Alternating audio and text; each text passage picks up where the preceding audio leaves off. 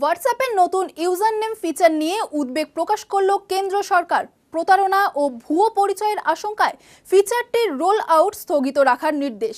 3 দিনের মধ্যে ব্যাখ্যা চাওয়া হয়েছে সংস্থার কাছে। নিরাপত্তা ব্যবস্থা নিয়েই এখন জোর দিচ্ছে মন্ত্রক।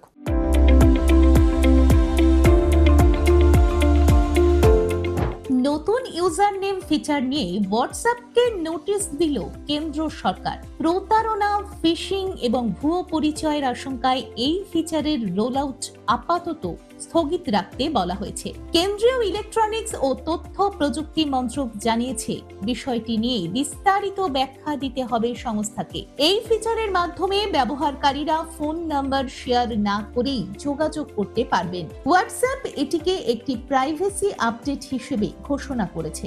ইতিমধ্যেই ব্যবহারকারীদের জন্য ইউনিক ইউজার নেম সংরক্ষণের সুযোগ চালু হয়েছে।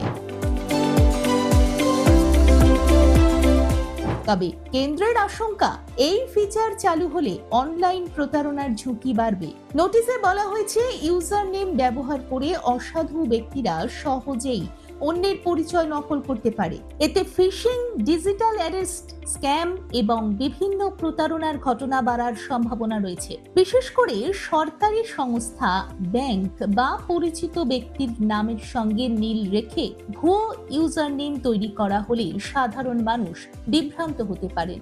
এতে আর্থিক ক্ষতির ঝুঁকিও বাড়বে বলে মনে করছে সরকার।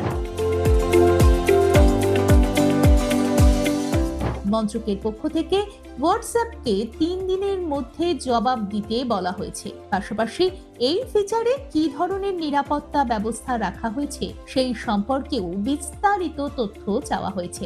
একজন উচ্চপদস্থ আধিকারিক জানিয়েছেন, শীঘ্রই সংস্থার সঙ্গে বৈঠক করে বিষয়টি নিয়ে আলোচনা করা হবে। প্রয়োজনে অতিরিক্ত সুরক্ষা ব্যবস্থা নেওয়ার নির্দেশ দেওয়া হতে পারে। ডিজিটাল নিরাপত্তা বিশেষজ্ঞদের মতে, নতুন প্রযুক্তি ব্যবহারকারীদের সুবিধা বাড়লেও তার সঙ্গে ঝুঁকিও বাড়ে। তাই সঠিক নিয়ন্ত্রণ ও নিরাপত্তা নিশ্চিত করা অত্যন্ত জরুরি।